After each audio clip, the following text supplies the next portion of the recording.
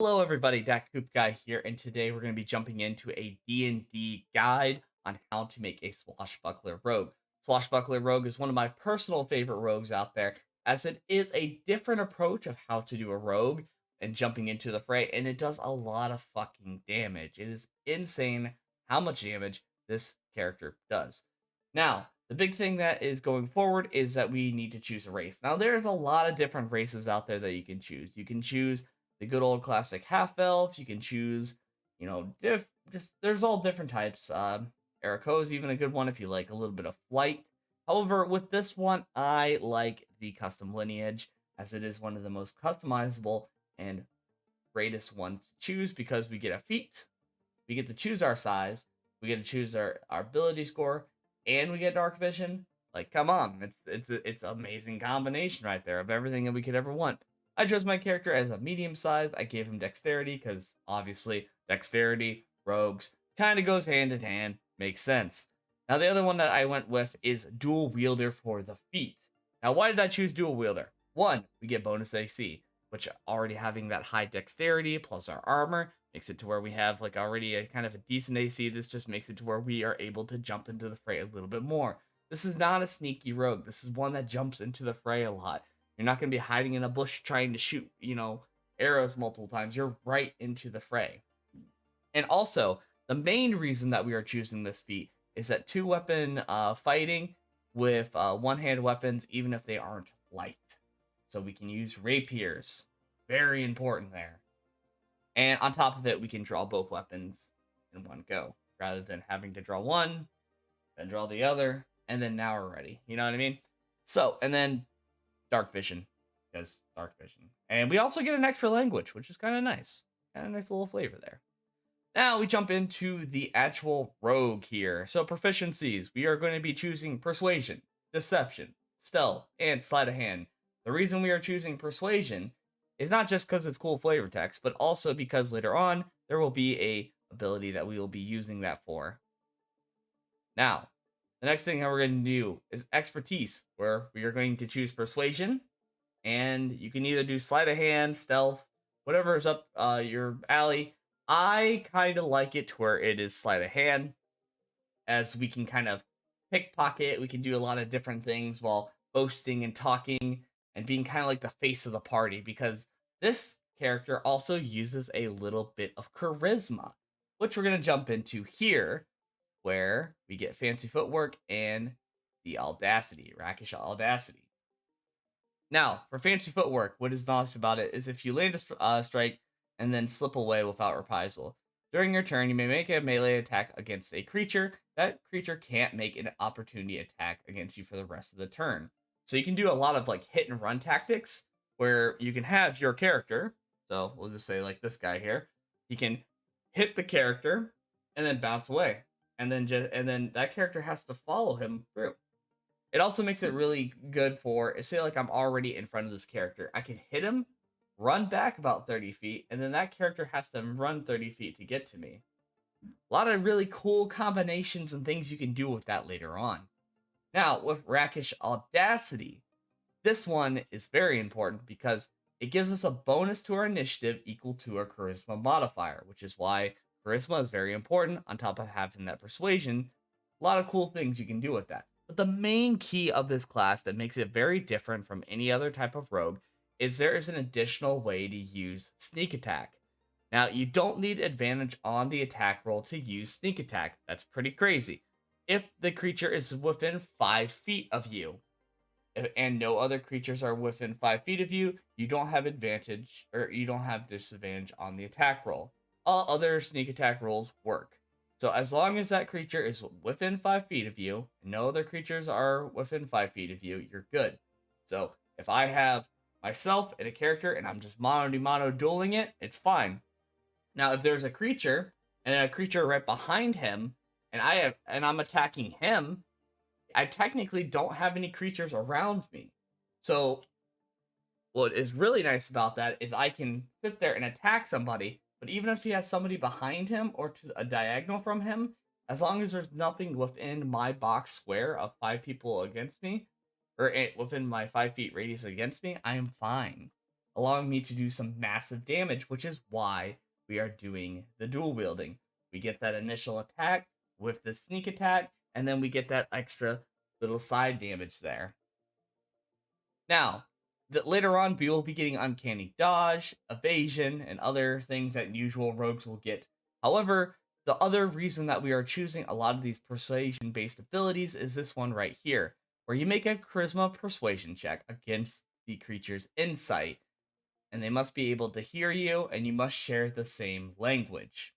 If you succeed on this check, and the hostile is, or the creature is hostile to you, it has disadvantage rolls on any other targets other than you, and can't make it opportunity attacks on targets other than you. This lasts for 1 minute.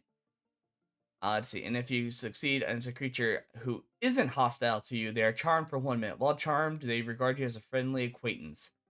So, a lot of really fun RP you can do with that second part there. So basically, in the fight, I can sit there and I can smack talk somebody across the field. And that guy's going to be angry and he's going to want to attack me. He's not going to want to. The DM knows that he doesn't want to attack other people because if he attacks other people, he's going to have disadvantage on all those rolls. So this is a good way to call out to where you have to duel them and fight them right then and there. And then what is really nice is the second part where if it's a non-hostile creature, you can kind of persuade them. They regard you as a friendly acquaintance. And then you can use that good old sleight of hand that we put that expertise in and rob them blind. The true rogue way. Now, on top of that, we have a lot of other different things here. So we have like advantage on acrobatics and athletics checks. A lot of other different things here. But the main thing is that all the stuff that I showed you there, and Master Duelist, which you master the blade, and you can turn a failure into a success in combat. If you would miss with an attack roll, you can roll with advantage. Once you do so, you can't use this feature again. Really nice. Stroke of luck. You have a uncanny knack for succeeding when you need to. If an attack misses within range, you can turn that into a hit. Alternatively, if you fail a check, you can treat the D20 roll as a 20. So basically, almost always hitting. Which is very, very, very, very, very nice. As for everything else, how you're going to be building this character is you're going to be doing specifically a good old high as you possibly can dex. With your strength, you could kind of keep that as a dump stab if you really want to. Constitution at a decently high rate. Intelligence can be a dump stat, wisdom can be a dump stat, and charisma being your second highest. So, dexterity, charisma, constitution, fuck everything else. Which is great. Now, what type of equipment are we going to be rocking in the beginning stages? Well, in the beginning stages, you're honestly just going to be rocking either a rapier and short sword or 2 daggers, depending on how your equipment load starts off and if your DM makes you buy gear or if you take the starting gear. But what your goal is going to be is to find a way to get another rapier. Because once you get 2 rapiers, you are set. They are both finesse-based weapons, and they are both one-handers. And with our feet, we are set to where we can get it to where we can dual wield these bad boys. Now, let's go back real quick. I want to talk to you guys about other feats that we can get. Now, this class is a very feat-heavy class. So most of the time, we are not going to be picking things out there that make it to where we get like ability score. We're not going to ever really choose this. We're mainly going to be choosing feats because what we're trying to do is we're just trying to get as strong as possible with a lot of different of our abilities and whatnot. So another one that I really think is good is defensive duelist.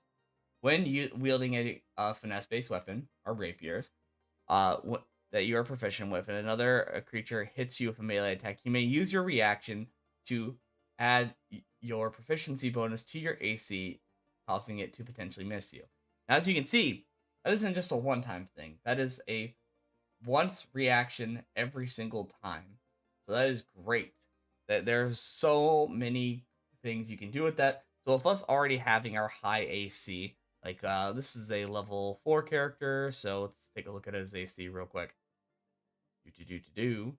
So we already have an AC of 14, which is awesome. And I think that's with all the gear that we have equipped. Yeah. An AC of 14, which is sweet. Perfect. Can't complain there.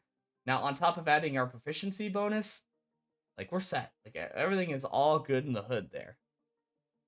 So that's a really good feat that I would recommend for anybody out there as well. Now there are alert. Alert is a really good one, as it makes it to where we will pretty much always start the encounter, like no matter what, because of us having our Dex bonus and our Charisma bonus, and then initiative bonus on top of that. Like it's just that's already plus 10, and we're at level 4, which is insane. Now on top of that, we could also do where is it? Is it athlete? No. Mobile. There it is. Mobile increases our speed by 10, allowing us to use the dash action even in difficult terrain. This allows us to do a lot more hit and run tactics. So with fancy footwork, you can combine it to where you attack something, you go like maybe 10 feet, attack it, and then you can run back 30 feet, or you can hit some or have something in front of you that you attacked last time, hit it, run back 35 feet, have to have it run all the way up to you, and it still can't attack. There's just so many different cool combinations you can do with that. And then the other feat that I recommend is it moderately armored? Yeah, there it is. You can also wear medium armor and shields if you would like, and it increases your dex. So that's also something that you can take into account, as it will allow you to be able to use shields if you would like.